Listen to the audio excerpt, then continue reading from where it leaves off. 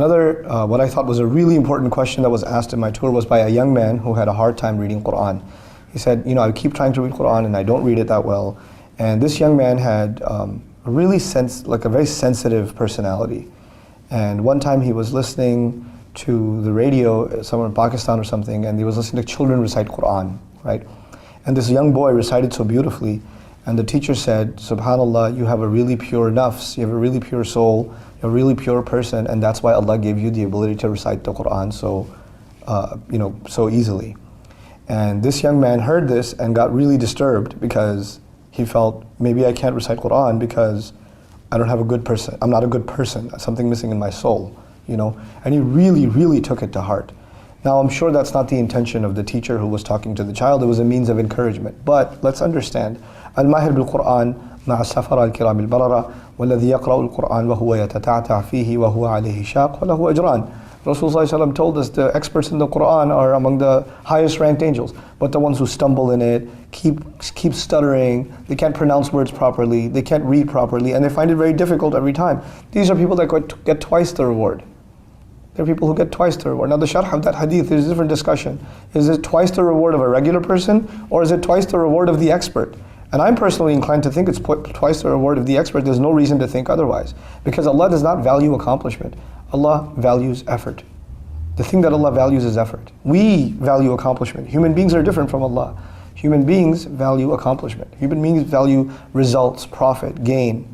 You know, how much do you know? How much have you memorized? How well can you read? Quantitative stuff. Because we want to be able to see it. Allah Azza wa Jalla is not concerned with any of these things. Allah is concerned with how much effort did you make. Put this in perspective. Somebody's a billionaire.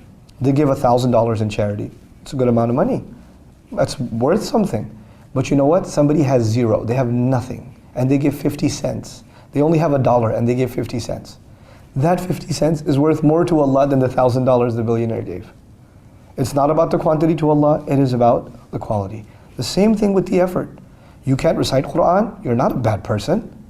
The fact that you're trying to recite the Quran, the fact that you're struggling through every single letter and going through it, that struggle Allah put you in. Had Allah wanted, He could have made it easier for you. Had Allah wanted, Musa alayhi salam would not have a stutter. Had Allah wanted, Fir'aun would never had a reason to say, وَلَا يَكَادُ يُبِينَ. He can't even talk clearly almost. People have disabilities or challenges or difficulties in life. Some people have a physical disability. Some people have, a psychological disability, a challenge in their lives. These challenges are actually given by Allah Azza wa Jal, and we don't know why. We know that that's not because Allah cursed them or they are lesser than us. Maybe that's the reason they're better than us. Maybe that those disabilities are actually maybe the reason they are far superior to what we will ever be, So we have to be mindful of the fact that our standards, thank Allah, our standards are not the same as Allah's standards. People put other people down. People look down on people that haven't accomplished. I keep telling my Arabic students, because Arabic class you judge by accomplishment, right? How do you score on the test? How well can you speak? How well can you read? How much do you understand grammar? I had this one student, man, this guy. You know what I like to say about him? I like to say Allah didn't create him for Arabic. That's what I like to say. Guy's a genius. He's so smart in his profession. He's so smart at work. He's so smart and anything he touches turns to gold. Guy's a genius. When it came to Arabic, homeboy could not get past a 30 on a test. Just couldn't do it. And this guy, he literally studied more than any other student I've ever met. More than any other student. Hours and hours, day after day, day after day. And he's failing the test, and anybody else who fails the test gets depressed, they don't study for a few days. This guy goes through all of his mistakes, does review, and he was a friend of mine even before he became my student. And every other time I'd be call him hey, you want to hang out? No, I got to study. I'm his teacher during the day. At night I just want to hang out with him, and he goes, no, I got to study. And you know what? Even though he didn't score nearly as much as some other students who got hundreds, I respect him way more.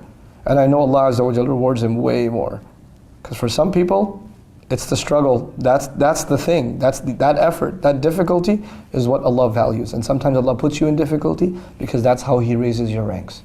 That's how He puts you high, So don't let the assumptions that people make about you or comparing yourself to others and what little you know or what little you can do, don't let that belittle what Allah thinks of you, This is the real value. You know, inna akramakum indallahi atqakum. The most noble of you are the ones that have the most taqwa. Taqwa will never be known by another person. It'll just never be known. So I pray that we're not judgmental of others, and especially we are not judgmental of ourselves, that we don't think of ourselves constantly in respect to others, in comparison to others.